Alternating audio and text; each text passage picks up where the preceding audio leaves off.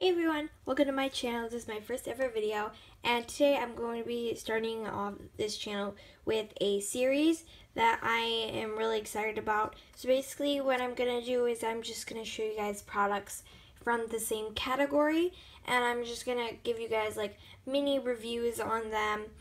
And it's going to be kind of a collection, and I'm just going to give you guys tips and all of that when you're working with primers and all that. And sorry about my nails, they're kind of nasty looking right now. I painted them like a week ago and I took it off last night, and I wasn't planning on filming today, but now I am. So here's just an overview of my collection, so let's get started with the individual primers. First one I have is the NYX Honey Do Me Up Primer. I bought this thinking it would be a good dupe for, I think it's called the YSL primer. Tell me if I'm wrong. I really honestly don't know. I barely looked into it. It has honey in it, as you can see here. It has gold flakes and collagen, which is supposed to smooth the skin. I really enjoy this primer. If you want your skin to have a super smooth base for a primer, this is such a good option. I've heard that people think it's sticky, but I honestly don't believe that it's sticky in my opinion. I don't really enjoy the gold flakes because sometimes I get random gold flakes on my face and it's kind of weird. But overall I enjoy this primer. It's not cheap though. It's $17.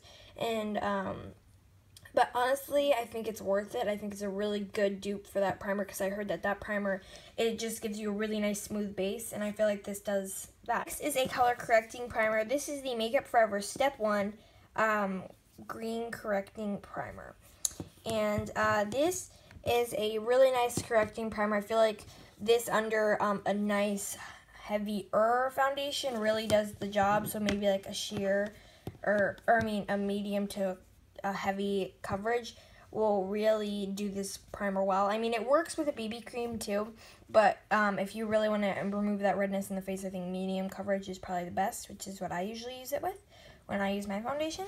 But yeah, this is a really nice primer and it's really smoothing on the face. Next is the Rimmel Stay Matte Primer. Here is a really cheap primer. I got mine for $4. I think it's around $6 though. Correct me if I'm wrong. Sorry about my dogs barking. I don't even know what they're barking at. But yeah, this is just a nice, this is a really nice primer if you have oily skin, which I have normal to, or not normal, combination to oily skin. So this really helps me with my oily skin. And you can use it alone, under or over makeup. And I've used it alone before and it really works wonders on keeping your face matte. So I definitely recommend this. It's really cheap as well. This is the Nivea Men Post Shave Balm. I've heard about people talking about this. I heard that not Kathleen Lights. I saw it on Kathleen Lights' account, but apparently Nikki Tutorial started it. I personally am not a big fan of Nikki Tutorial, so I haven't seen her video on this, but yeah, this is just a really nice primer. It smells really nice, and it actually is a really heavy-duty primer. It'll make my makeup last about 10 hours is the most I've usually been able to get out of this without my foundation starting to look a little patchy. But overall, this is a really nice primer, and I don't really need to use setting spray with this. I mean, I usually do, but yeah, this is just a really nice primer, and it feels so nice on your face. Like, it just gives your face a nice smoothing effect, and you get so much product for such a cheap price. This is the Hangover RX primer, and I've used quite a bit of it. Personally, I'm not a big fan of this primer because I think it's very, very hydrating, and I have oily skin, like I've said. It comes in a pump form. This is like one of the only ones I have that comes in a pump form, except for one more. But yeah, this is a really nice primer for people who have dry skin, but I have, like I said, combo to oily, and it's most of the time just oily, but I will get a little bit of dry skin, and when I do get dry skin, this is the first primer I go to. So if you have dry skin, I feel like this is will work wonders for you. It's kind of an older primer, but it's one of my favorites. It really reminds me of the License to Blot. License to Blot by Benefit, and this is also by Benefit. They still have this. It's super nice. I think I hit pan on it. I've hit pan on it right there. And I use this in my T-zone because that's typically where everybody gets the most oily. So if you have a fairly oily T-zone, I highly recommend this.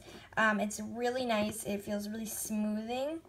I don't quite know what gives it. It's a very different primer.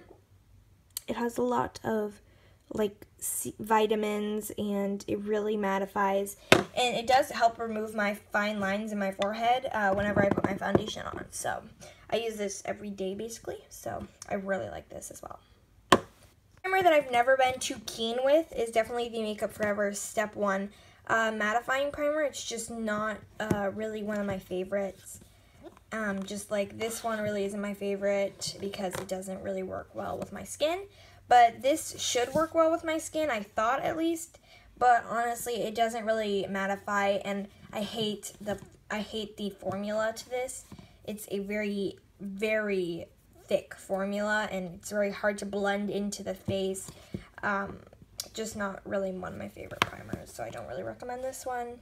Pretty expensive option, but definitely one of my favorites, and I'm super glad I bought this, is this Estee Edit Radiance Activator Treat Prep Glow. Again, this is the other one I have with a pump, and here is a little bit of the product.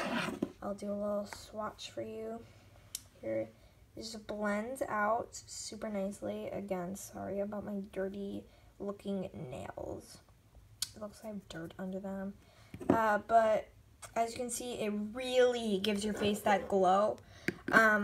And personally, I mix this with my foundation. I wouldn't really use this as a primer per se, because like I said, I do have mostly oily skin, so this kind of would be too much as an under primer. But if I add like even a little pea-size amount to my foundation, it really gives me that slight dewy, glowy look without being over the top for the skin type that I have. So I just have this little guy, which is just a smaller version of the Too Faced Hangover RX Primer, and like I said, not a big fan of this, but I'm trying to use this up since it's so little. For all my primers, and like I said, for application techniques, I basically just use my fingers and pat it in. Before I use my fingers, since they can be quite nasty, depending, like, just, you know, people's fingers get nasty. So for me personally, I always like to use a Bath & Body Works PocketBac. I only have a couple of them, but they're really helpful for somebody who applies primer with their hands, so you don't get your oils all over your face. Yeah, I pat it into my skin for all of these, and depending if I'm just wearing concealer or BB cream or foundation, I will either put it just under my under eyes or all over my face, like I said, just depending on where. And I'm just going to include these because I guess they sort of count as primers, and I wouldn't really want to do a separate video on these. This is just the Makeup Mist and Set. I have used this as a primer. This is really good for somebody who has dry skin as a primer because it really does work as a primer, but it's just super hydrating, so I recommend that for people. I've never used this one as a primer, but I think it would probably do me some good as a primer, but I haven't used it before as one. I always just use this as a finishing spray, and it really works as a finishing spray. One of my, well, out of the two, it's my favorite. It's $8, and this one's $3. This one makes a really good just spray for pigmenting, or getting better pigmentation on your shadows. That's what I recommend that one for. And this one I highly just recommend for a finishing spray, and I really want the Urban Decay All Nighter. So as soon as I get that one, I think I'm going to get it for Christmas. I will definitely hop back on this channel and give you guys a full review of that. So here's all the products I have, and mostly all these products are products I would recommend. So there's just like a couple like these 3 right here that aren't my absolute favorite, but I will still use them because they're my more expensive primers too. That's the funny thing.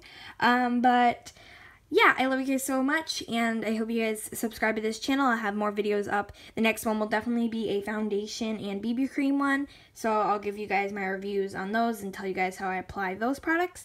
But yeah, I'll see you guys later. Bye!